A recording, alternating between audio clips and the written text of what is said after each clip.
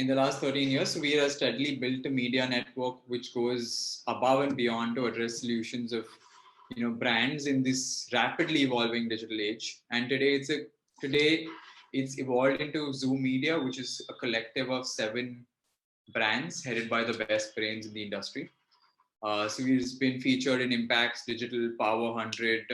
He's been in the 40 under 40 list, and has won a bunch of other awards like including Exchange for Media's Media Ace Award. So he's also an investor in early stage startups. So that's just a little bit about Suvir. Suvir, thank you for joining us today. We're super excited to learn from all your immense experience, building brands, supporting brands, building your own agencies, and now a collective, larger organization. I think. Okay, awesome. Okay, thanks for that. Thanks for having me, Shonit. Very excited to be here at this fireside chat with you and with the rest of the community and the rest of the learners. And I'm glad to be spending the next hour with you guys. Awesome.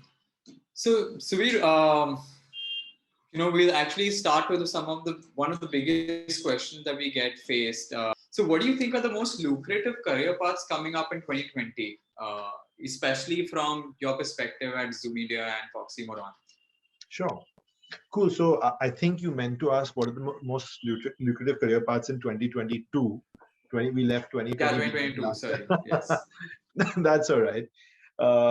But as we move forward into next year, I think, no prizes for guessing that digital is obviously blowing up, and, it accelerated by 68% over the last year and a half because of pandemic and digitization and this and that. And I think there are 2 or 3 very clear winners as to what's happened over the course of the last 1.5 years, right? And I'm going to speak primarily in terms of the dependence on digital that people have had from the perspective of brand, marketing, product, so on and so forth, right? I think one of the industries to get hit, I'm not talking about stuff like travel and all, which are like indulgent industries, but one of the industries to take the largest impact last year, of course, was retail, right?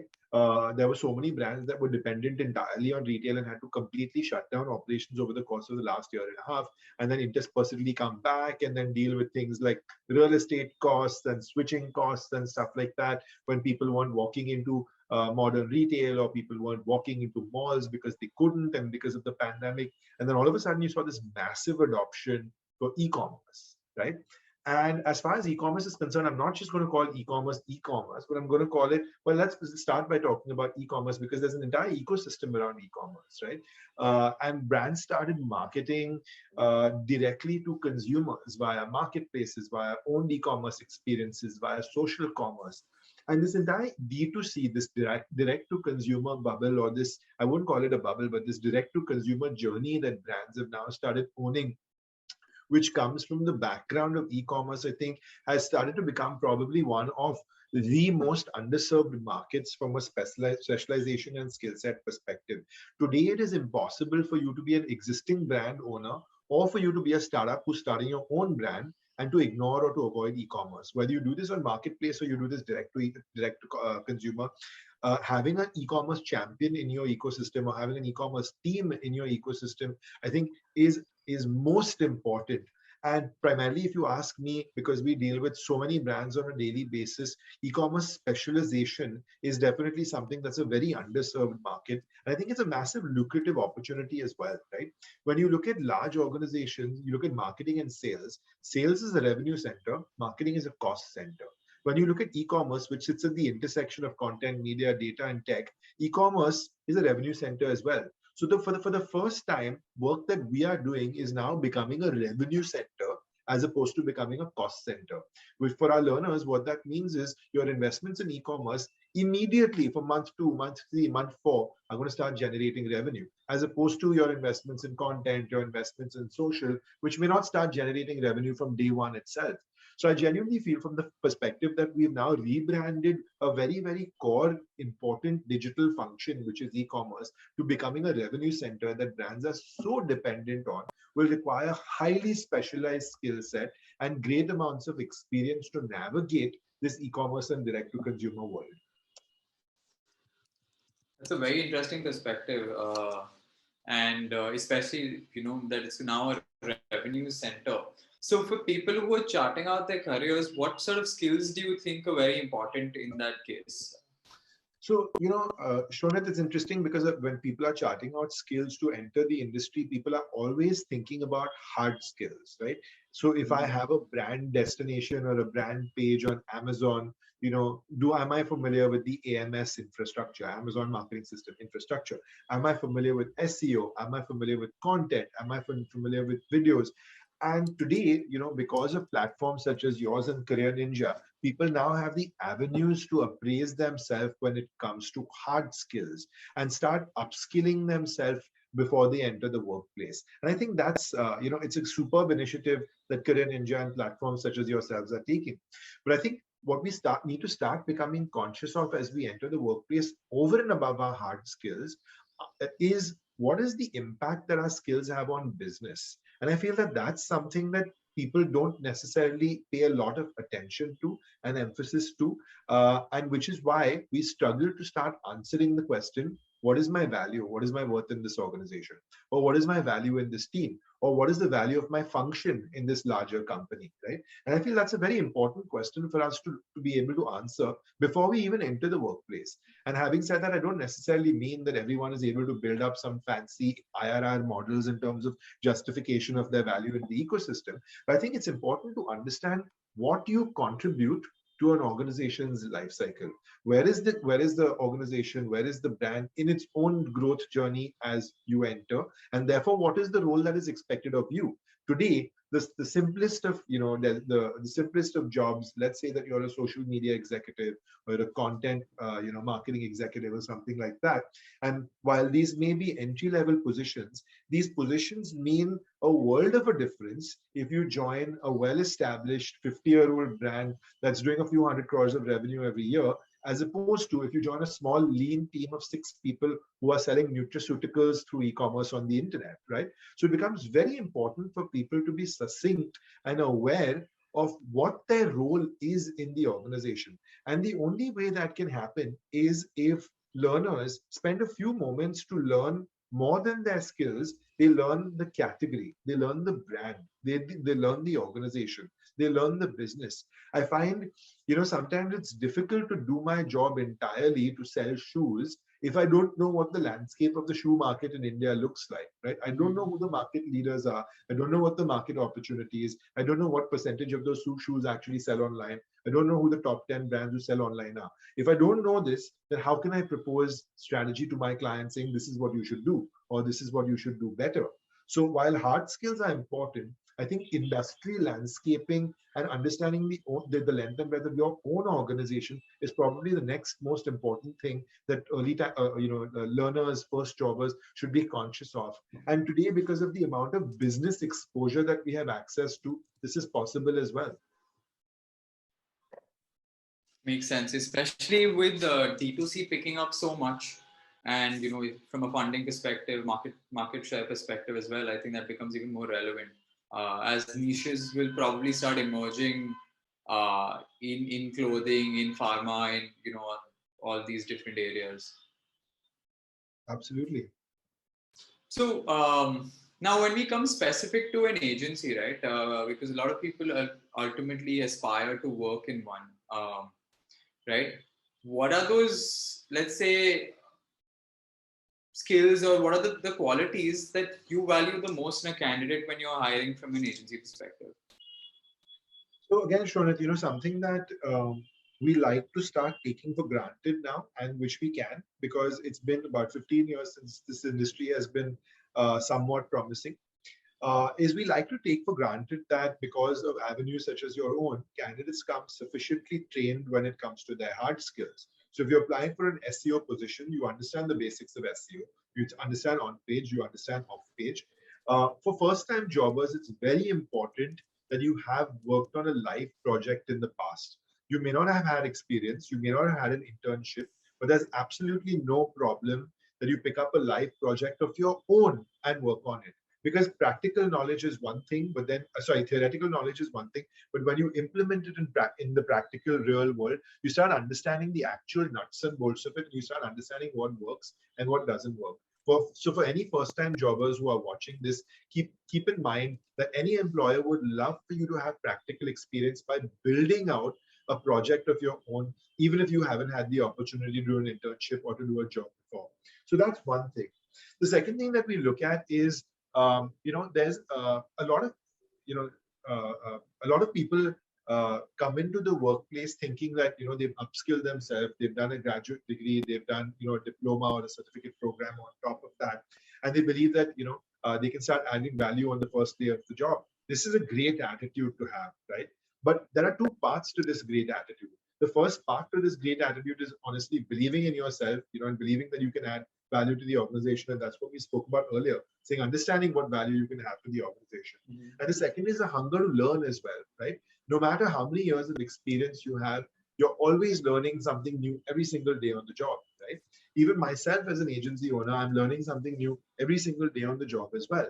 And for that, from an attitude perspective, you need to be humble, you need to be agile, you need to be open-minded. And I find that a lot of these soft skills are things that people don't necessarily focus on while applying. So at our organization, we talk very aggressively and constantly of things like the value and the culture match between the organization and the employees. So you may be applying for a particular position and you may not know everything about the position, which is completely fine. This industry is only 15 years old. We don't expect everyone to know everything about everything. But so long as you have the right values, morals, principles, and so long as you have the right culture, the organization starts liking you, it starts leaning in your direction and starts favoring you. Of course, you need to have a winning attitude, you need to have a winning personality, you need to have good communication skills in order to seal the deal. And in organizations such as ours, where we have a very heavy exchange of learning and teaching, the fact that someone is not adequately adept in terms of hard skill doesn't come across as a very big demerit in their application process for a specialized job or for a new job. But it's more the attitude, the soft skills, the cultural fit, the value fit that we really look for when we do hire candidates. Got it. So initially, when you look at a candidate, so you're looking at then, if they've done something which demonstrates that they're hungry to learn, and then they've done some live projects. That's and right. So actually, when you mentioned live projects, thinking from a learner's mind, I just realized, I'm sure a lot of them would love to, let's say, come across FoxyMoron or ZooMedia's, some past projects which they can take up as a live project. So this is something I've heard in the past.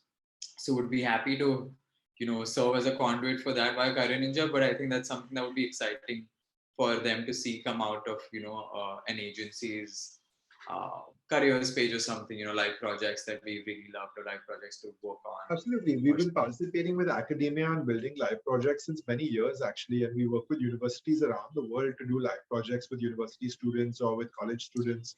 And in fact, this year for the first time, actually next year now, this year is nearly over, but next year for the first time, we're going to be doing something with school students as well. So and Janvi is actually coordinating that, and I'm really excited because I think the practical impact of education is starting to get experienced by students at a very, very young age. And we, for one, have always been very big supporters of anything that falls in the academic and education wheelhouse. And we'd be more than happy to kind of participate and to custom curate a live project that learners from CareerNinja can work on. So while learners who are watching this may not necessarily find something on the careers page, if CareerNinja does, if we can do something custom for CareerNinja, which you could then share with your learners depending on, what their learning career paths are. Happy to kind of yes. Well, that would be very exciting. Also, I mean, what gets often asked in that case is, as an agency, are you looking for the certificate, or does the project, is the project enough, or, does the certificate not matter, right? These are some of the conversations that generally come up in someone's mind. I think it's very early days, to be honest. Like in the case of, if you have to historically look at the journey that academia has taken, like in the case of, say, business school, right? When back in the day there were no business schools, and all of a sudden there were business schools which people thought were highly unnecessary, and then corporates went to only business schools to start employing people and hiring people. I think the journey of the certificate is also very evolutionary in nature. I think at the moment the certificate is I think the importance of the certificate will still continue to increase over a period of time, At the moment, the certificate is not a mandate for us. We encourage people to have practical experience, but it's not mandatory that they do have a certificate. Over a period of time, as programs start to evolve and start becoming more robust and start becoming more interactive in terms of their participation Mm. with candidates, as opposed to the involvement of industry, it may become a norm. At the moment, it's not a mandate for us, though. Got it. Okay. So you spoke about, so I actually, in terms of CareerNinja, right? We're one of the few orgs that actually stress on the soft skills aspect as well, because once you met the hard skills, we also believe that it's your practical projects and your soft skills that will make you stand out. Right? Can you communicate your skills is as important as having them. But from your again experience. How does someone stand out, right? If you may have the abilities, or you may have, let's say, the hunger to learn, but what's a great way to demonstrate it when someone's looking at your profile or when you're applying to a job? I think over the last maybe 10 or 15 years, as long as it's been that I've been in industry, I've noticed that people have a very conflicted relationship with the idea of confidence. So when we were younger and we were entering the workspace, it was interesting that, we would notice that uh, there were certain people who would apply who would be very confident in terms of the application, confident in terms of the way they represent themselves, and sometimes even overconfident. And then there'd be people who are not so confident, and which is completely fine as well, because everyone has a very different social skill set from each other. But then there are people who are overconfident as well and who overrepresent themselves as well. Very often while interviewing candidates, we notice that we'll pick a line of questioning because you find something really interesting on a CV, and then you pick a line of questioning on that CV, and you hammer 3 or 4 questions down that line because you think maybe somebody's got a specialized skill set and it's worth talking about. But you hammer 3 or 4 questions down that line, and you realize that people come back with nothing. Sometimes people come back with nothing. Sometimes they're conjuring and creating answers just for the sake of giving you those answers, right? And as an interviewer, you can pick up that, inauthenticity in about 30 seconds. Honestly, it doesn't take more than 30 seconds for an interviewer or an employer to know whether they want to be sitting in the interview for the rest of the 15 minutes or not. And I think for those 30 seconds, what differentiates me from any other candidate or you from any other candidate is authenticity. I genuinely feel it's much better to say, look, I don't have a point of view on this. So I don't know enough on this subject to have a point of view on this. But Mm-hmm. I will go back, read up, and send you some information and send you my thoughts on this. Than to try and bluff my way through an interview or through a difficult set of questions. I find that this relationship with overconfidence lands us in a lot of trouble. And the problem is that because we work in the domain or the wheelhouse of marketing, inherently we are storytellers. We tell stories for a living. So if someone asks us a question that we know nothing about, our first go-to is to tell a story about it and expect the other person to be drawn into the story, not realizing that the other guy probably, he probably sits on the other end of this table day in, day out taking interviews, and he's heard, and the entire wheelhouse of stories. So I think something that really differentiates one person from the other when they sit in front of me at interview is authenticity and the ability to be yourself.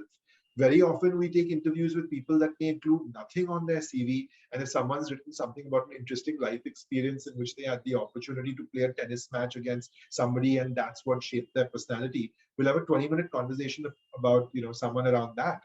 I remember we've hired people from different walks of life who had nothing to do with advertising, people who are, who come from history and geography majors and art schools. And I won't talk about creative professionals because they all fall into our wheelhouse, but anthropologists, sociologists, on the basis of the life experiences they've had and how they've picked up, the experience that they've gathered and implemented it into their jobs. We've hired people, because of the troubled times that they've seen while growing up with family, the struggles that they've seen and how that molds them as a person.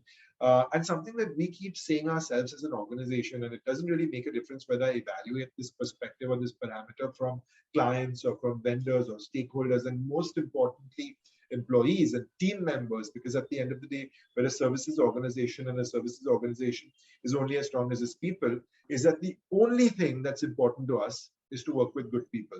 You may be a client, you may be a partner, vendor, employee, team member.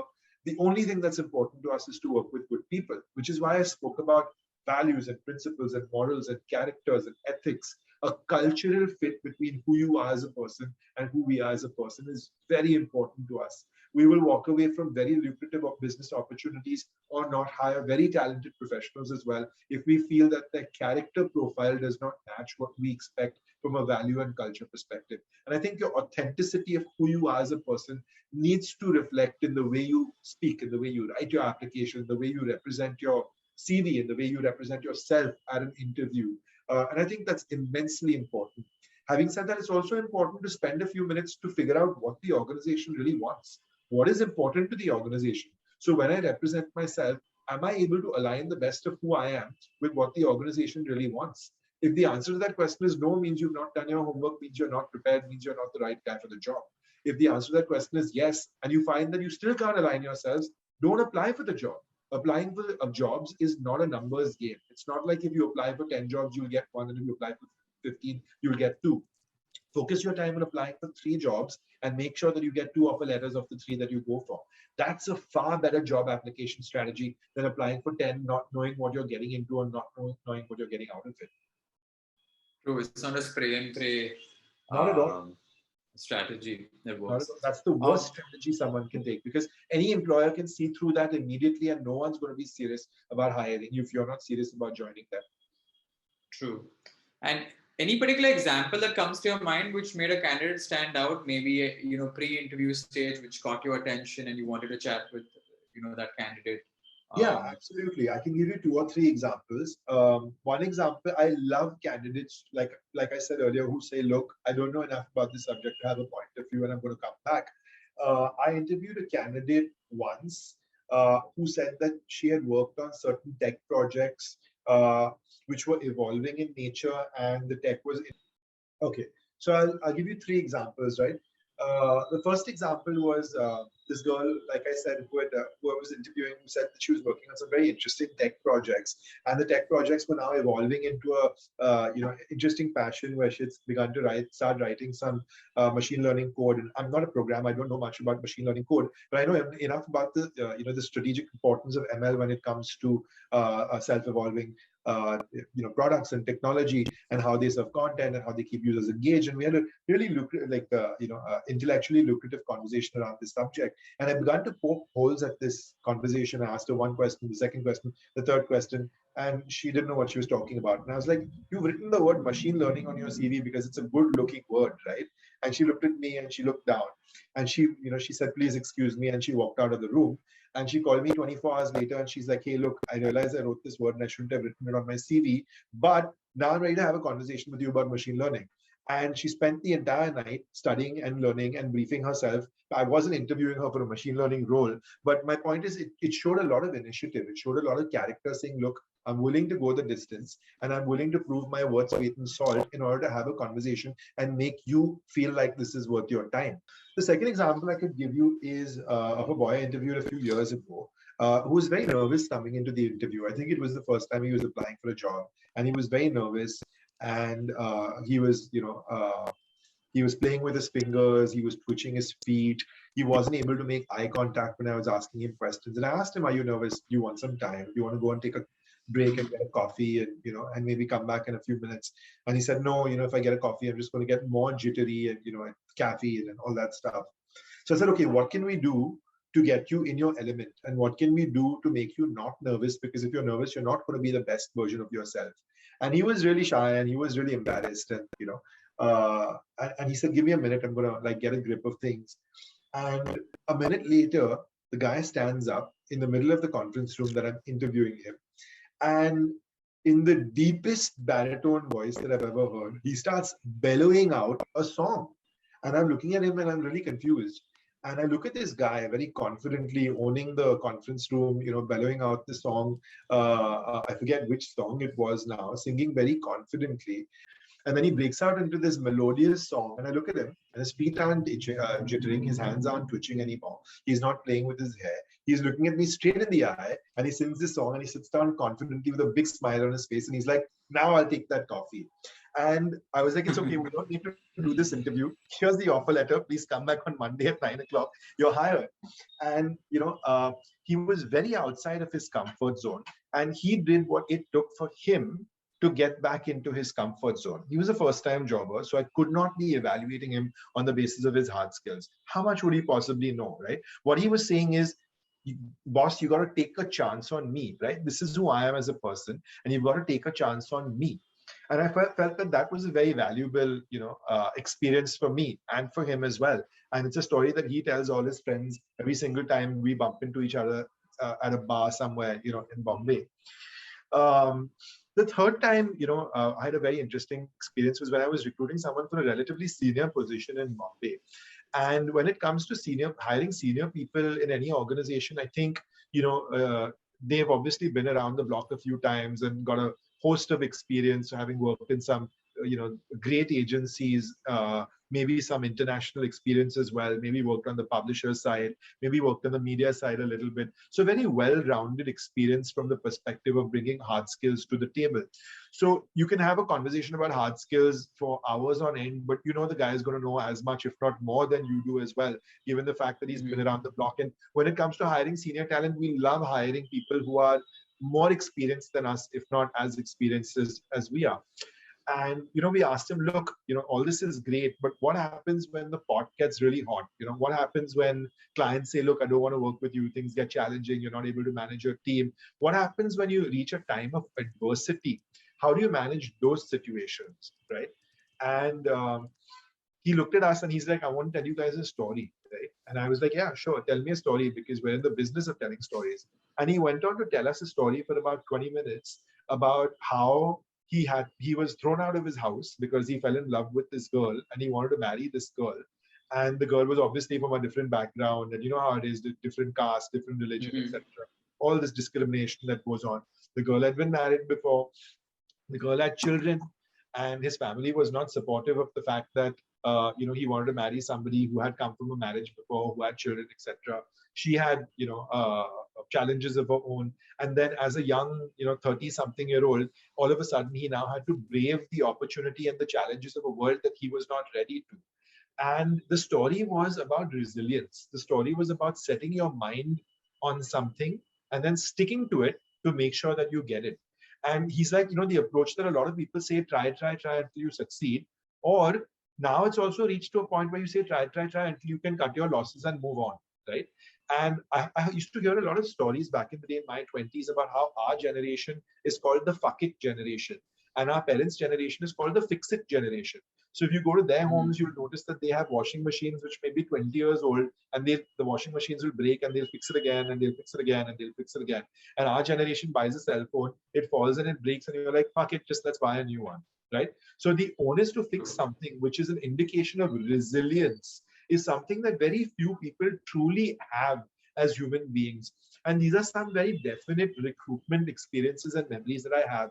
And Shonit, what's interesting is, when I think back about these three experiences, what's interesting to me that I'm highlighting is that all three of these experiences actually stem from who I am as a person, rather who the candidate is as a person, as opposed to what are the hard skills that they've accrued, right? Goes back to being authentic, like you mentioned. Absolutely. Being authentic about who you are as a person. What you guys are doing is you guys are giving us the privilege of taking their hard skills for granted today, saying you will do a good job and train them with their hard skills. So what can we look forward to next? Or what can you focus on with them next once you've conquered their hard skills? Nice. Awesome. I'm glad we're making that dent in the world, that we can, look for candidates which are going one step beyond in their careers, and giving candidates also the room to put out their authenticity, right? Rather than trying to prove their skill each time. Absolutely. Actually, on a slight side note, right, would be something I've always been wondering, and I never actually asked you this, but I think I'm sure a lot of people must also be wondering, what's the story behind the name for FoxyMoron and ZooMedia? So two separate stories. FoxyMoron, we came up with the name in March of 2008, and it's hardest when you have to do any creative work for yourself, right? We do it for clients all the time, and we're cracking creative solutions for them, but all of a sudden you have to do it for yourself, and you're shrugging your shoulders, and you're like, where do I start from, right? So when we started, we were 19, And we gave ourselves a brief saying that we need a young, quirky name. We need a name that somebody remembers, right? It's a name that you see on a screen and you want to click on them to figure out what they do. And it's also a name that once you've heard, you're very unlikely to forget, right? Because it's a quirky name. It's definitely something that brings a smile to anyone's face when we do talk about it. So that was our brief. Now, the word Foxymoron is derived from the word oxymoron, of course. And an oxymoron is a contradiction. So when you say pretty ugly, that's an oxymoron, right? So Foxymoron by itself is also an oxymoron because a fox is witty and a moron is, well, not witty, right? So what we keep saying is that with the advertising that we're doing, we're channelizing both our witty sides and the moronic sides where we just have fun, and it's important to have fun and enjoy what you're doing. And at the same time, at a slightly more existential level, it's a contradiction to the age-old phenomena in advertising that you need gray or silver hair or 20 years of experience to be building brands. Because all of a sudden, these kids in their teenage years and their 20s were coming up and talking about digital and saying, look, we can be the solution to help you build brands. And these gray hair guys were like, what are you guys talking about? And at an existential level, it kind of became an industrial or an industry contradiction by itself. So those were the various different layers of where the word Foxymoron came from. Foxymoron, of course, was our first agency brand that we started in 2008. And then we started the Rabbit Hole, and we started Polin, and we started Doinoink Consulting. And if you notice, the common thread between Foxymoron is the fox, Rabbit Hole is the rabbit, Polin are the bees, Doinoink is the pigs, Mammoth is the elephant. All these agencies, the one commonality is that they all have animals in them. And we asked ourselves that when we start a holding company, where do you bring all these animals to in an organized fashion where you can get the best experience with a diverse group of animals at the zoo? So our holding company is called ZooMedia because our holding company, in a very organized fashion, organizes the diversity and the dynamism of all these animals that are out to play in this marketing and media ecosystem. Very interesting. And it is quite creative, right? And taking that creativity to clients, what's been your favorite award-winning pitch or favorite award-winning campaign that you all have done in the org? So of course, there have been hundreds over the years, but just to name maybe a couple of them over the course of the recent past. And if any of the learners are interested in watching these, their case studies are all available online. You could feel free to log on to our YouTube channel and find their case studies.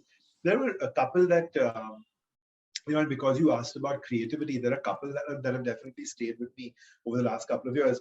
While the agency was growing up, we did a lot of work with consumer brands, with FMCG, with personal care, with stuff like that. And naturally, we leaned away from categories that we didn't know ourselves.